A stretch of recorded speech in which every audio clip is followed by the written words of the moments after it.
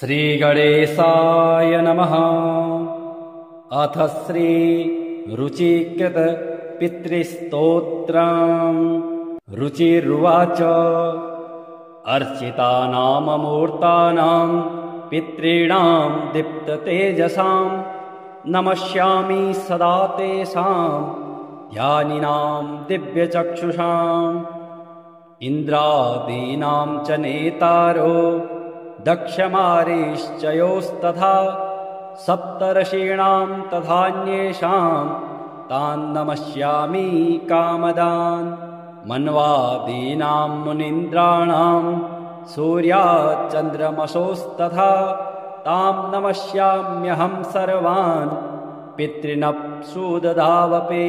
नक्षत्राणां ग्रहाणां च वायवग्न्योर्नभस्तथा द्यावा पृथिवीव्योश्च तथा नमस्यामि कृताञ्जलिः।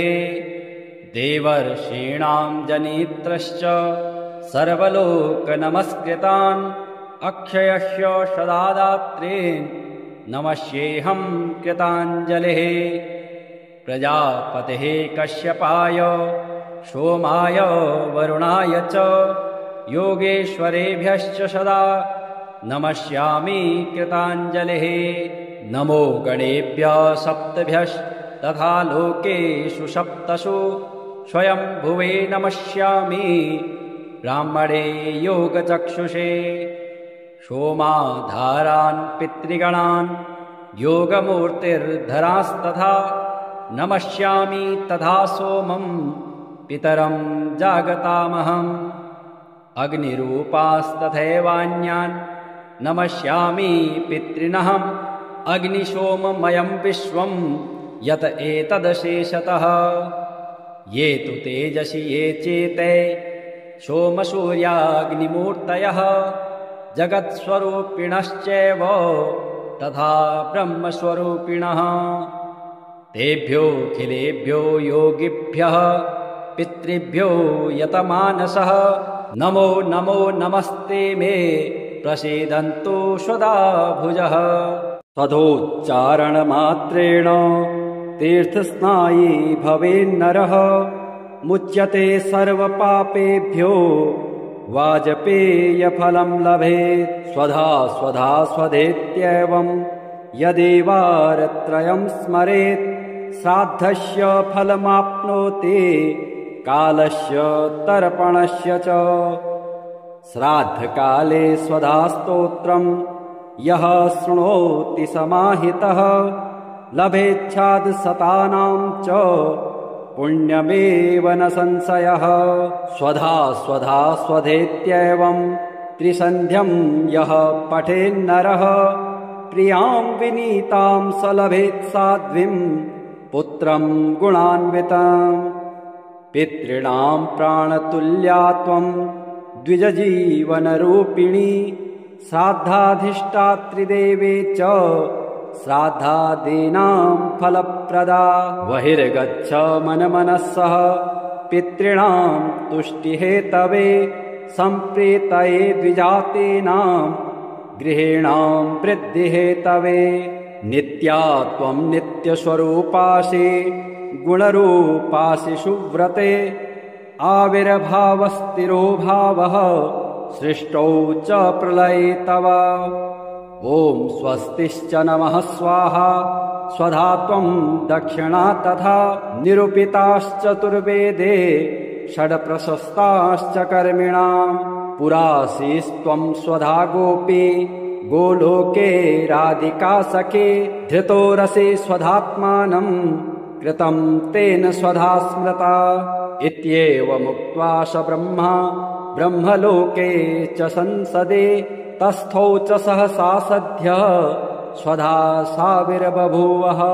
तदा पितृभ्यः प्रददो तामेव कमलाननां तां सम्प्राप्य युस्ते च पितरश्च प्रहर्षितः। स्वधा स्तोत्रमिदं पुण्यं यः शृणोति समाहितः स स्नातः सर्वतीर्थेषु वेदपाठफलं लभेत्। नमस्ते गणपतये तमेवं प्रत्यक्षं तत्त्वमसि त्वमेव केवलं कर्तासि त्वमेव केवलं धर्तासि त्वमेव केवलं हर्तासि त्वमेव सर्वं खल्विदं ब्रह्मासि त्वं साक्षादात्मासि नित्यं ऋतं वच्मि सत्यं वच्मि अवक्तं माम अवक्तारम् अवसोतारम् अवदातारम् अवधातारम् अवानुचानमवशिष्याम् औपश्चात्तात औपुरस्तात्तात अवचोत्तरात्तात अवदक्षिणात्तात अवचोद्ध्वात्तात अवाधरात्तात सर्वतो मां पाहि पाहि समन्तात त्वं वाङ्मयस्त्वं चिन्मयः त्वमानन्दमयस्त्वं ब्रह्ममयः त्वं सच्चिदानन्दाद्वितीयोऽसि त्वं प्रत्यक्षं ब्रह्मासि त्वं ज्ञानमयो विज्ञानमयोऽसि सर्वं जगदिदं त्वत्तो जायते सर्वं जगदिदं त्वत्तिष्ठति सर्वं जगदिदं त्वयि लयमेष्यति सर्वं जगदिदं त्वयि प्रत्येति त्वं भूमिरापो नलो निलो नभः त्वं चत्वारि वाक्पदानि त्वं गुणत्रयातीतः त्वं कालत्रयातीतः त्वं देहत्रयातीतः त्वं मूलाधारस्थोऽसि नित्यं त्वं शक्तित्रयात्मकः त्वां योगिनो ध्यायन्ति नित्यं त्वं ब्रह्मा त्वं विष्णुस्त्वं रुद्रस्त्वम् इन्द्रस्त्वम् अग्निस्त्वं वायुस्त्वं सूर्यस्त्वं चन्द्रमास्त्वं ब्रह्म भूर्भुवः स्वरोम गणादिं पूर्वमुच्चार्य वर्णादिं तदनन्तरम् अनुस्वारः परतरः अर्धेन्दुलसितं तारेण रुद्धम् एतत्तव मनुस्वरूपम् गकारः पूर्वरूपम् अकारो मध्यमरूपम् अनुस्वारश्चान्तरूपम् बिन्दुरुत्तररूपम् नादः सन्धानम् संहिता सन्धिः शैषा गणेशविद्या गणकऋषिः निश्चित गायत्री छन्दः श्रीमहागणपतिर्देवता ॐ गं गणपते नमः एकदन्ताय विद्महे वक्रतुण्डाय धीमहि तन्नो दन्ती प्रचोदयात् एकदन्तं चतुर्हस्तं पाशमङ्कुशधारिणम्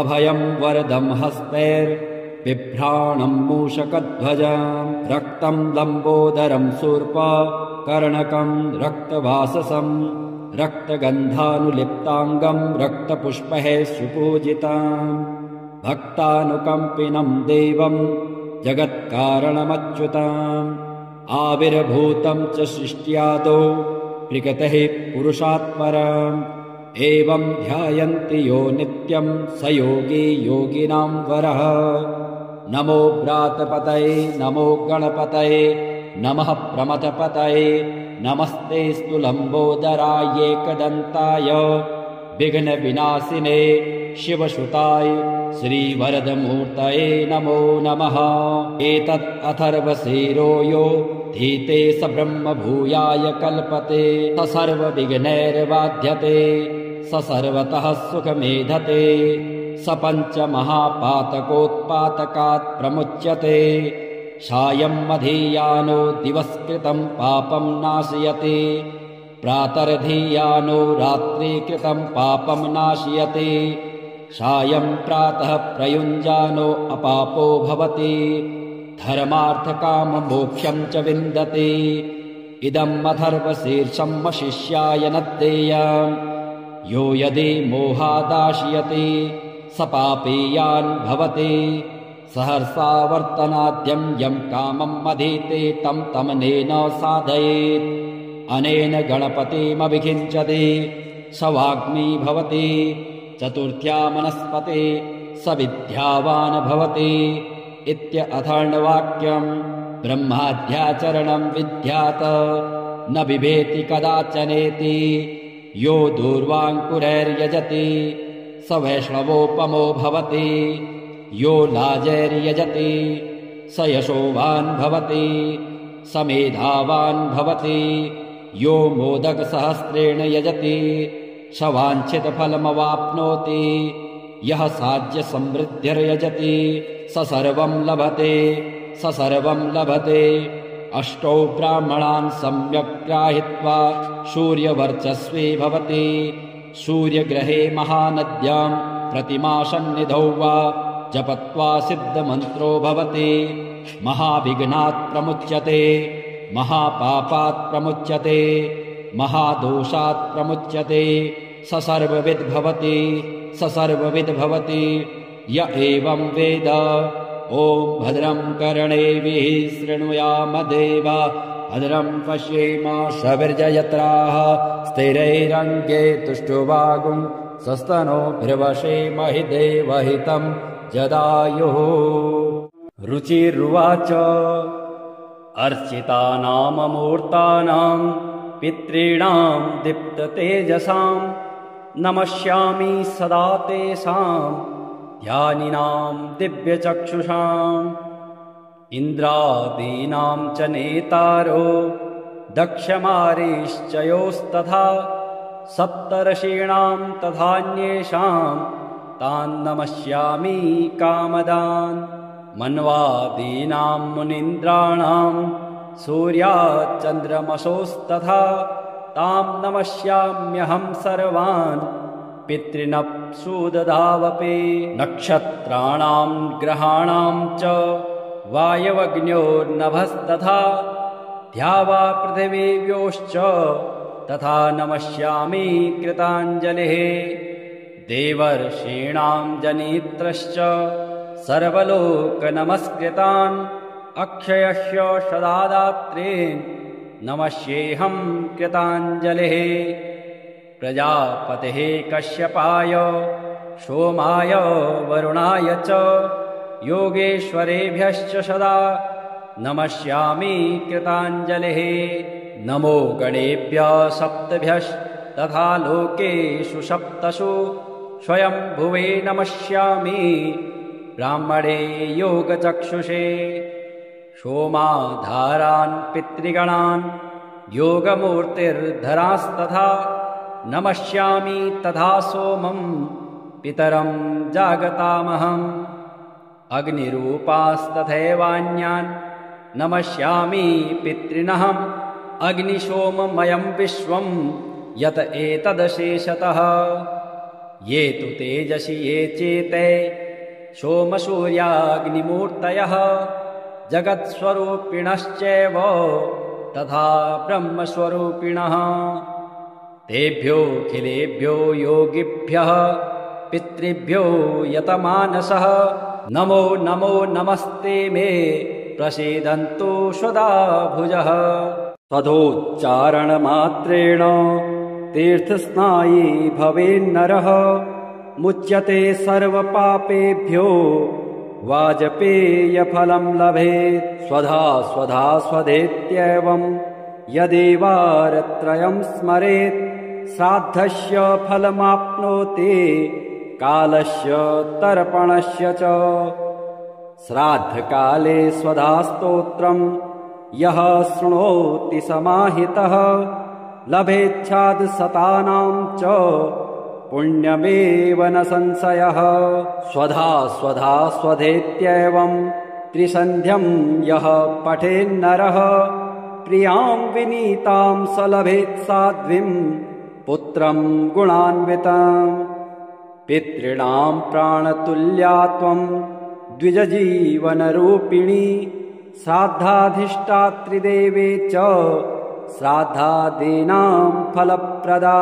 बहिर्गच्छ मनमनसः पितॄणां तुष्टिहेतवे सम्प्रीतये द्विजातीनां गृहीणां वृद्धिहेतवे। नित्या त्वं नित्यस्वरूपासि गुणरूपासि सुव्रते आविर्भावस्थिरो भावः सृष्टौ च प्रलये तव। ॐ स्वस्तिश्च नमः स्वाहा स्वधा त्वं दक्षिणा तथा निरूपिताश्चतुर्वेदे षड्प्रशस्ताश्च कर्मिणां पुरासीस्त्वं स्वधा गोपी गोलोके राधिका सखे धृतो रसे स्वधात्मानं कृतं तेन स्वधा स्मृता इत्येवमुक्त्वा स ब्रह्मा ब्रह्मलोके च संसदे तस्थौ च सहसा सद्यः स्वधा साविर्बभूवः तदा पितृभ्यः प्रददो तामेव कमलाननां तां सम्प्राप्ययुस्ते च पितरश्च प्रहर्षितः स्वधा स्तोत्रमिदं पुण्यं यः शृणोति समाहितः स स्नातः सर्वतीर्थेषु वेदपाठफलं लभेत्। नमस्ते गणपतये तमेवं प्रत्यक्षं तत्त्वमसि त्वमेव केवलं कर्तासि त्वमेव केवलं धर्तासि त्वमेव केवलं हर्तासि त्वमेव सर्वं खल्विदं ब्रह्मासि त्वं साक्षादात्मासि नित्यं ऋतं वच्मि सत्यं वच्मि अवक्तं माम अवक्तारम् अवसोतारम् अवदातारम् अवधातारम् अवानुचानमवशिष्याम् औपश्चात्तात औपुरस्तात्तात अवचोत्तरात्तात अवदक्षिणात्तात अवचोद्ध्वात्तात अवाधरात्तात सर्वतो मां पाहि पाहि समन्तात त्वं वाङ्मयस्त्वं चिन्मयः त्वमानन्दमयस्त्वं ब्रह्ममयः त्वं सच्चिदानन्दाद्वितीयोऽसि त्वं प्रत्यक्षं ब्रह्मासि त्वं ज्ञानमयो विज्ञानमयोऽसि सर्वं जगदिदं त्वत्तो जायते सर्वं जगदिदं त्वत्तिष्ठति सर्वं जगदिदं त्वयि लयमेष्यति सर्वं जगदिदं त्वयि प्रत्येति त्वं भूमिरापो नलो निलो नभः त्वं चत्वारि वाक्पदानि त्वं गुणत्रयातीतः त्वं कालत्रयातीतः त्वं देहत्रयातीतः त्वं मूलाधारस्थोऽसि नित्यं त्वं शक्तित्रयात्मकः त्वां योगिनो ध्यायन्ति नित्यं त्वं ब्रह्मा त्वं विष्णुस्त्वं रुद्रस्त्वं इन्द्रस्त्वं अग्निस्त्वं वायुस्त्वं सूर्यस्त्वं चन्द्रमास्त्वं ब्रह्म भूर्भुवः स्वरोम गणादिं पूर्वमुच्चार्य वर्णादिं तदनन्तरम् अनुस्वारः परतरः अर्धेन्दुलसितं तारेण रुद्धम् एतत्तव मनुस्वरूपम् गकारः पूर्वरूपम् अकारो मध्यमरूपम् अनुस्वारश्चान्तरूपम् बिन्दुरुत्तररूपम् नादः सन्धानम् संहिता सन्धिः शैषा गणेशविद्या गणकऋषिः निश्चित गायत्री छन्दः श्रीमहागणपतिर्देवता ॐ गं गणपते नमः एकदन्ताय विद्महे वक्रतुण्डाय धीमहि तन्नो दन्ती प्रचोदयात् एकदन्तं चतुर्हस्तं पाशमङ्कुशधारिणम् अभयं वरदं हस्तैर्बिभ्राणं मूषकध्वजं रक्तं लम्बोदरं शूर्पकर्णकं रक्तवाससं रक्तगन्धानुलिप्ताङ्गं रक्तपुष्पैः सुपूजितं भक्तानुकम्पिनं देवं जगत्कारणमच्युतम् आविर्भूतं च सृष्ट्यादौ प्रकृतेः पुरुषात् परम् एवं ध्यायन्ति यो नित्यं स योगी योगिनां वरः नमो व्रातपतये नमो गणपतये नमः प्रमथपतये नमस्तेऽस्तु लम्बोदराय एकदन्ताय विघ्नविनाशिने शिवसुताय श्रीवरदमूर्तये नमो नमः एतत् अथर्वशीरो यो धीते स ब्रह्म भूयाय कल्पते स सर्वविघ्नैर्बाध्यते स सर्वतः सुखमेधते स पञ्चमहापातकोत्पातकात् प्रमुच्यते सायं मधीयानो दिवस्कृतं पापं नाशयति प्रातर्धीयानो रात्रि कृतं पापं नाशयति सायं प्रातः प्रयुञ्जानो अपापो भवति धर्मार्थकाममोक्षं च विन्दति इदम् अथर्वशीर्षं वशिष्याय न देयम् यो यदि मोहादाशयति स पापीयान् भवति सहर्षा वर्तनाद्यं यं कामम् अधीते तं तमनेन साधयेत् अनेन गणपतिमभिषिञ्चति स वाग्मी भवति चतुर्थ्या मनस्पते स विद्यावान् भवति इत्यथर्ववाक्यम् ब्रह्माद्याचरणं विद्यात् न बिभेति कदाचनेति यो दूर्वाङ्कुरैर्यजति स वैष्णवोपमो भवति यो लाजैर्यजति स यशोवान् भवति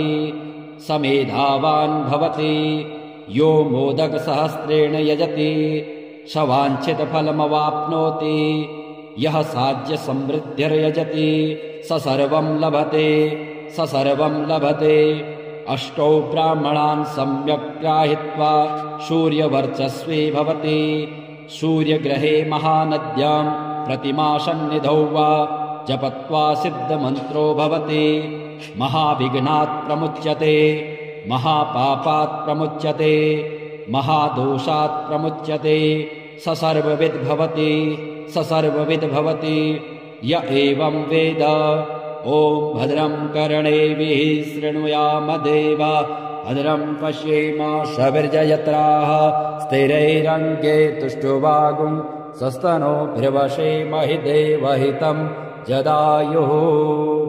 रुचिरुवाच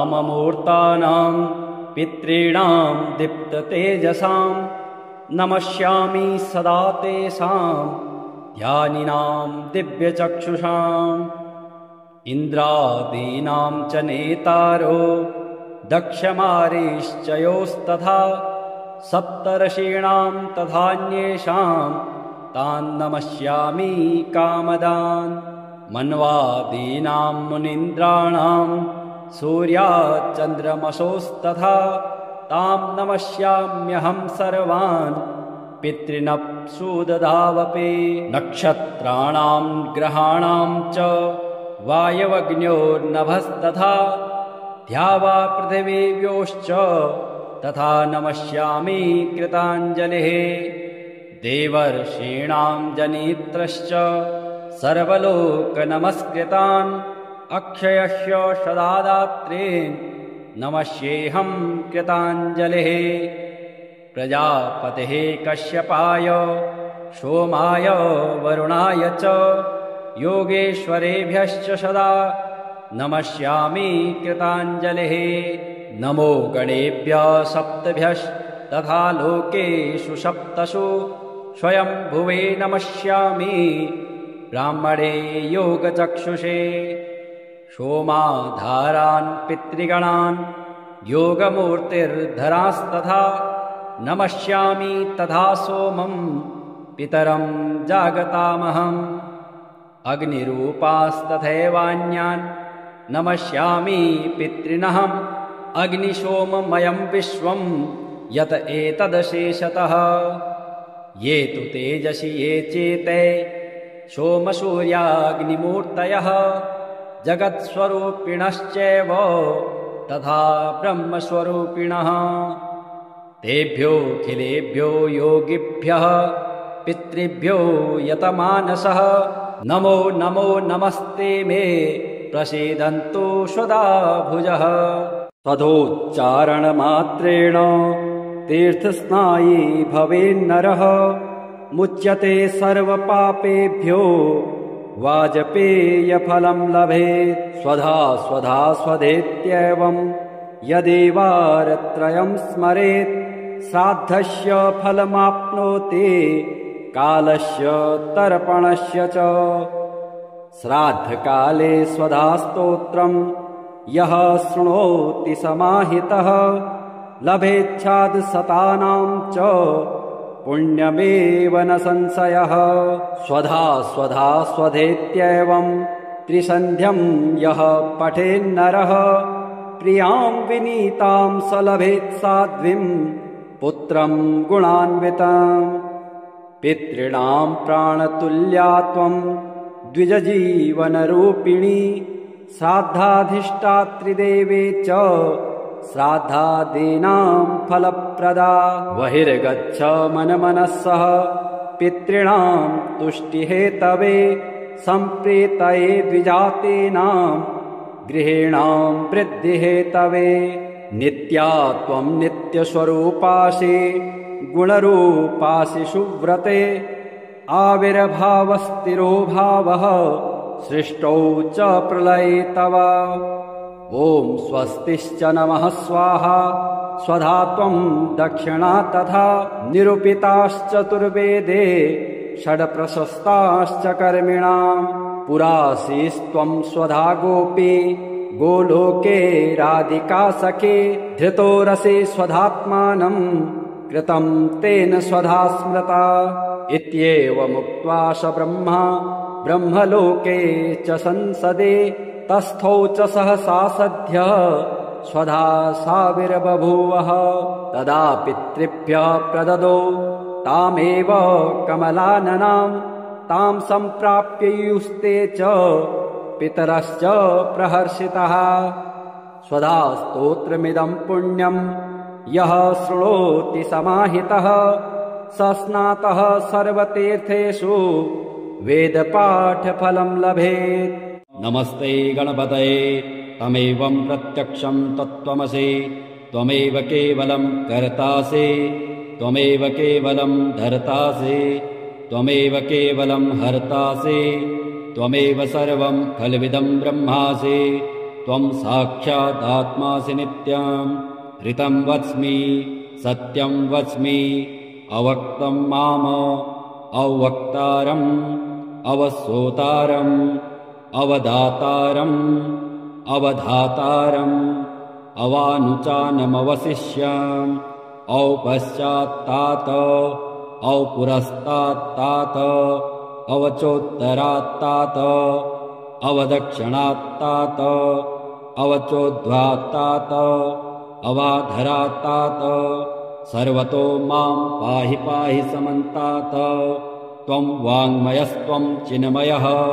त्वमानन्दमयस्त्वं ब्रह्ममयः त्वं सच्चिदानन्दाद्वितीयोऽसि त्वं प्रत्यक्षं ब्रह्मासि त्वं ज्ञानमयो विज्ञानमयोऽसि सर्वं जगदिदं त्वत्तो जायते सर्वं जगदिदं त्वत्तिष्ठति सर्वं जगदिदं त्वयि लयमेष्यति सर्वं जगदिदं त्वयि प्रत्येति त्वं भूमिरापो नलो निलो नभः त्वं चत्वारि वाक्पदानि त्वं गुणत्रयातीतः त्वं कालत्रयातीतः त्वं देहत्रयातीतः त्वं मूलाधारस्थोऽसि नित्यं त्वं शक्तित्रयात्मकः त्वां योगिनो ध्यायन्ति नित्यं त्वं ब्रह्मा त्वं विष्णुस्त्वं रुद्रस्त्वं इन्द्रस्त्वम् अग्निस्त्वं वायुस्त्वं सूर्यस्त्वं चन्द्रमास्त्वं ब्रह्म भूर्भुवः स्वरोम गणादिं पूर्वमुच्चार्य वर्णादिं तदनन्तरम् अनुस्वारः परतरः अर्धेन्दुलसितं तारेण रुद्धम् एतत्तव मनुस्वरूपम् गकारः पूर्वरूपम् अकारो मध्यमरूपम् अनुस्वारश्चान्तरूपम् बिन्दुरुत्तररूपम् नादः सन्धानम् संहिता सन्धिः शैषा गणेशविद्या गणकऋषिः निश्चित गायत्री छन्दः श्रीमहागणपतिर्देवता ॐ गं गणपते नमः एकदन्ताय विद्महे वक्रतुण्डाय धीमहि तन्नो दन्ती प्रचोदयात् एकदन्तं चतुर्हस्तं पाशमङ्कुशधारिणम् अभयं वरदं हस्तैर्बिभ्राणं मूषकध्वजम् रक्तं लम्बोदरं शूर्पकर्णकं रक्तवाससं रक्तगन्धानुलिप्ताङ्गं रक्तपुष्पैः सुपूजितम् भक्तानुकम्पिनं देवं जगत्कारणमच्युताम् आविर्भूतं च सृष्ट्यादौ प्रकृतेः पुरुषात्परम् एवं ध्यायन्ति यो नित्यं स योगी योगिनां वरः नमो व्रातपतये नमो गणपतये नमः प्रमथपतये नमस्ते लम्बोदराय एकदन्ताय विघ्नविनाशिने शिवसुताय श्रीवरदमूर्तये नमो नमः एतत् अथर्वशीरो यो धीते स ब्रह्म भूयाय कल्पते स सर्वविघ्नैर्बाध्यते स सर्वतः सुखमेधते स पञ्चमहापातकोत्पातकात् प्रमुच्यते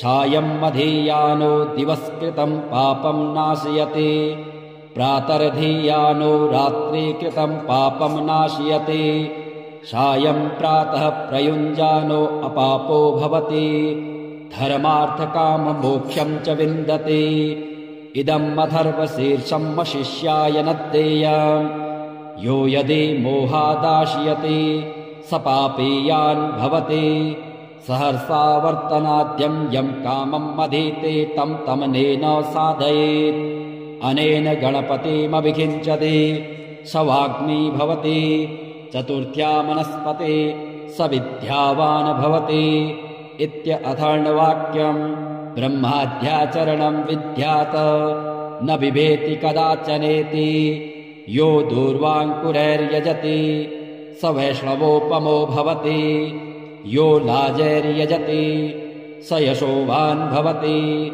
स मेधावान् भवति यो मोदकसहस्रेण यजति स वाञ्छितफलमवाप्नोति यः साज्यसमृद्धिर्यजति स सर्वं लभते स सर्वं लभते अष्टौ ब्राह्मणान् सम्यक् ग्राहीत्वा सूर्यवर्चस्वी भवति सूर्यग्रहे महानद्यां प्रतिमासन्निधौ वा जपत्वा सिद्धमन्त्रो भवति महाविघ्नात् प्रमुच्यते महापापात् प्रमुच्यते महादोषात् प्रमुच्यते स सर्वविद् भवति स सर्वविद् भवति य एवं वेद ॐ भद्रं कर्णेभिः शृणुयाम देवा भद्रं पश्येम सविर्जयत्राः स्थिरैरङ्गे तुष्टुवागुं सस्तनोभिर्वशेमहि देवहितं जदायुः रुचिर्वाच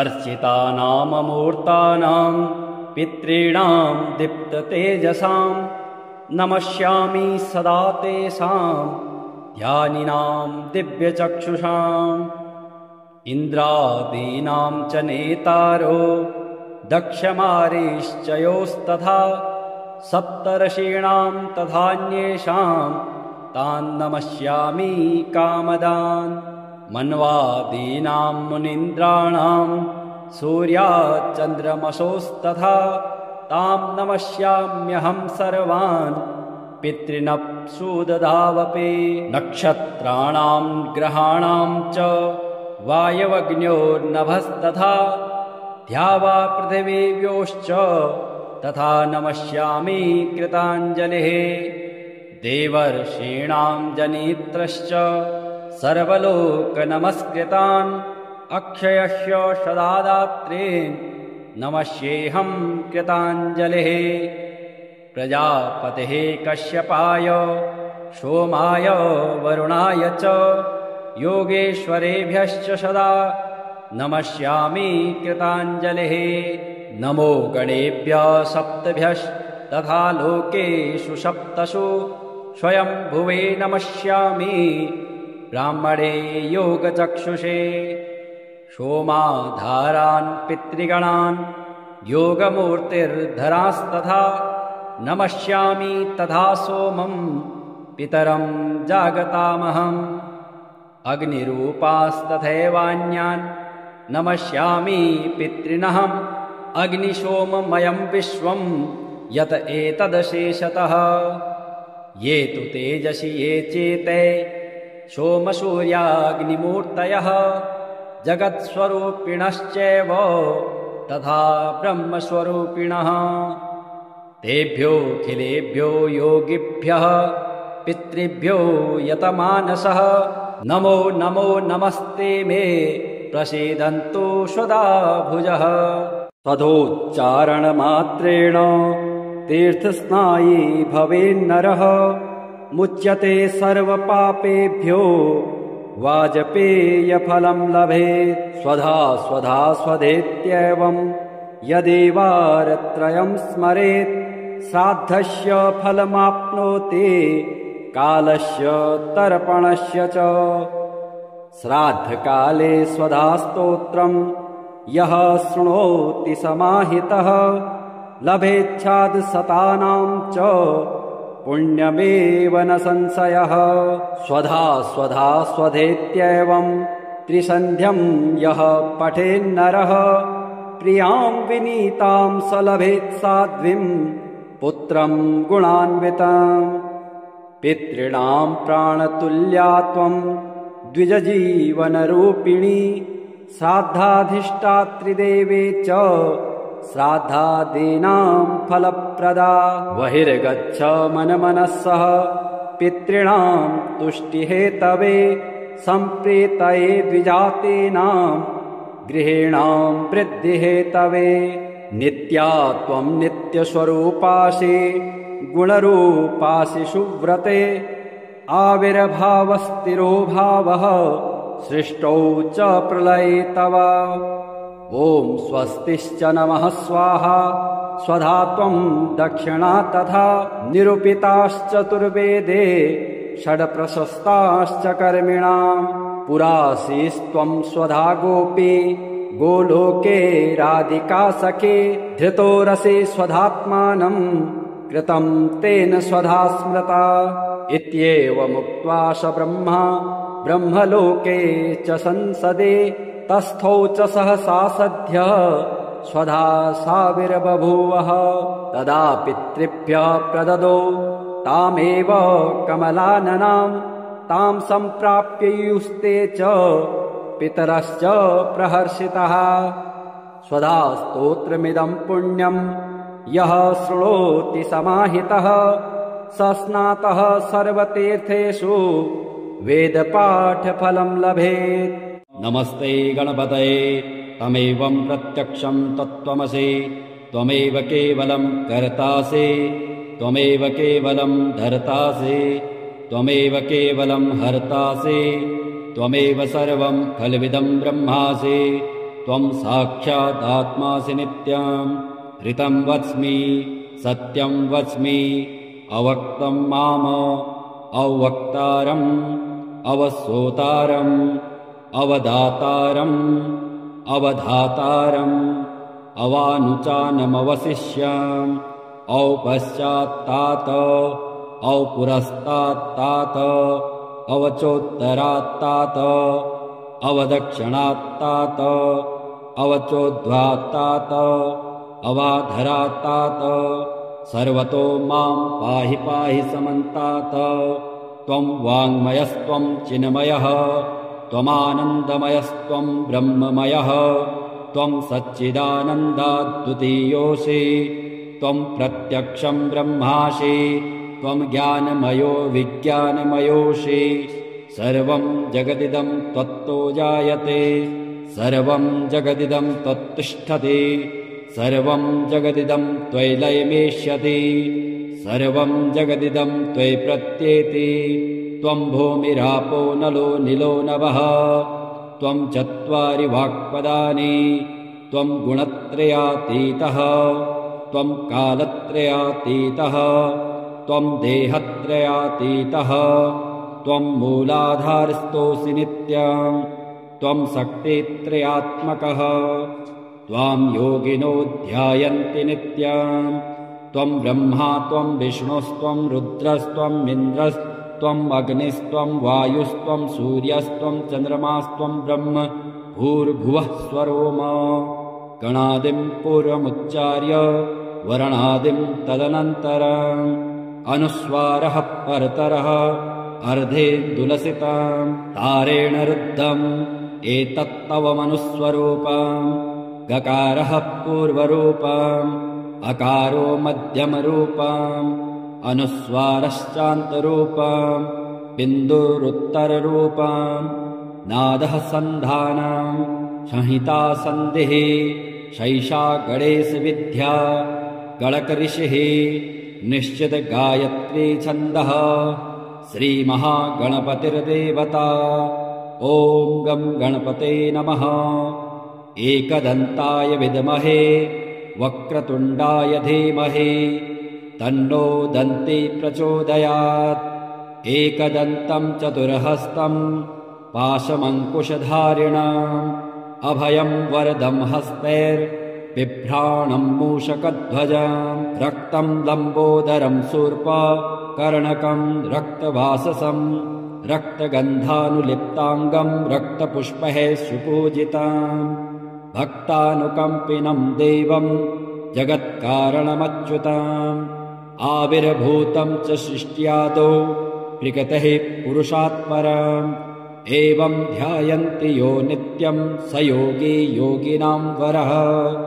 नमो व्रातपतये नमो गणपतये नमः प्रमथपतये नमस्तेऽस्तु लम्बोदराय एकदन्ताय विघ्नविनाशिने शिवसुताय श्रीवरदमूर्तये नमो नमः।